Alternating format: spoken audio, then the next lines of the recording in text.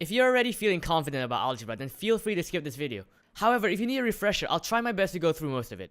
You'll need to know some basic algebra, along with a bunch of other stuff I've listed down on the screen. Once you're sure you know all of that, we can begin. Remember how back in kindergarten we used to solve shit like this? Well, algebra ain't any different, except instead of using blanks, we use letters. So yeah, you've kind of been doing algebra since kindergarten. These letters are called variables, and it's a way of writing down a number we don't know the value of. You can use pretty much whatever you want for variables. Anything. Fruits, smiley faces, the fucking Mona Lisa. It just happens that we use letters since they're really easy to write down a bunch of times. I'll demonstrate it in this problem. I suggest that you try this problem out first before watching the solution. Alright, here's how you solve the problem. You first let A equals 1 apple, B equals 1 banana, and C equals 1 coconut. Fucking obvious why. You then translate each row into an algebraic statement. So for the first one, you got 3 apples, and that equals to 30. And you can work out the rest of the rows. Once you got all the equations down, all you have to do is simplify each of them and find the value of each variable. So the first one would be A equals 30 over 3, which equals to 10. For the second one, we can combine these two into 8b. And then we can substitute the previous A value into there, which becomes this and this. Now just rearrange to solve for B. Do exactly the same thing as you did before, and solve for C. And now we substitute all of these into the final equation to find the answer. 1 plus 10 plus 3 equals 14, and the answer is therefore A. Don't worry if you didn't get the answer though, because this is a bit of an asshole question. You can also apply the same technique to this question. I'll let you figure it out on your own. Hopefully that should show you why we use letters in algebra instead of fruits. So if you ever wonder why we put the fucking alphabet in math, now you know why. Moving on. The equations that you'll first deal with are in linear form, meaning they look something like this. X is the variable and the other letters are just some numbers. They're called linear equations because when you graph them, they make a line. You'll also have other equations such as quadratics and polynomials, but you'll deal with them later on. Say you want to factorize 1x plus 2x. We know that equals 3x, but to get to 3x, we have to add the like terms together like this. Therefore, ax plus bx equals x, bracket, a plus b, bracket, if I take out x as a common factor of a and b. Expansion is just the opposite of factorization.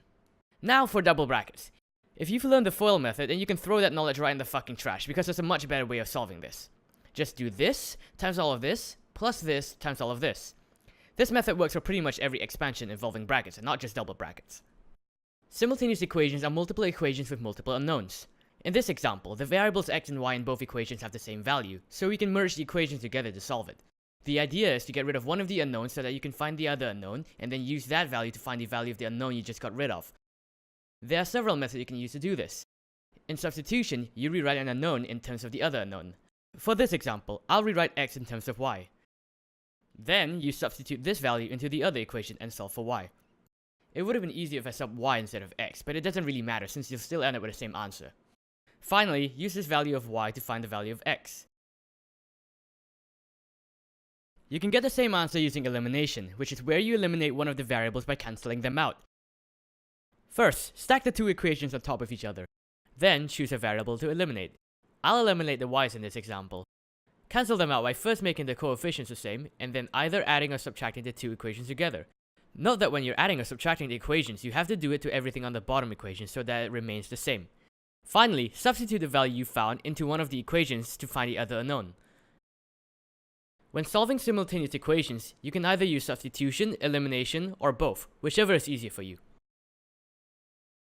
Inequalities are a way of representing the range of possible values a variable could be. You can represent inequalities on a number line. A shaded dot means that it includes the number the dot is on. An unshaded dot means that it does not. When doing algebra with inequalities, you can treat the inequality symbols as if it were an equal sign. However, there are a couple of things to take into consideration. If you swap the left and right sides together, by that I don't mean just one thing from one side, I mean the entire fucking side, you must reverse the inequality sign. If you multiply or divide an inequality with a negative number, you must reverse the inequality sign. Also, don't multiply or divide by a variable unless you know that it will always be positive or negative. When dealing with multiple inequality symbols at once, do whatever you do to one section to all other sections, so that the range of values the variable can take does not change. This side goes through inequalities in more detail if you need it. The explanation for functions you usually hear is a machine where you shove in a value and it shits out another. Inside this machine is a set of instructions on how to screw with the number you put in. For example, it may multiply by 3 first and then add 6 to it. We notate functions like this, pronounced f of x, where your inputs will be in the brackets. Or if you want to be super cool, you can write it like this. In this case, there's just one input, which is x. Note that the letter for the function does not have to be f. It can be g, h, or pretty much any other letter, just like a variable. If you want to find the output, if you were to just input some value into the function, just replace all of the corresponding variables with the new input value. Here's a magic trick. If you want to take part in it, then follow the instructions on the screen. If you did all of that correctly, your final result will equal 5. Just like the fruits question, we can translate each line into an algebraic statement. In this case, I'll let the chosen number be x. If we follow through all of the steps algebraically, you'll find that the x's cancel each other out in the end, and you're left with the number 5. This is the trick, and it's the reason why, no matter what number you choose, you will always end up with 5. If you didn't, then you fucked up somewhere. This is just one of many applications of algebra, so hopefully this should give you a taste of what you can do with it. Please make sure you're confident with these ideas before moving on, otherwise you'll be fucked for the rest of the topics. C1 is a non-calculator paper, so algebra will save your ass. Also, get used to using fractions rather than decimals, otherwise you'll be dealing with this horseshit all the time, when the fractional equivalent will be so much easier to deal with. You may have trouble with a couple of stuff, especially those evil minus signs, but eventually, you'll learn how to deal with them.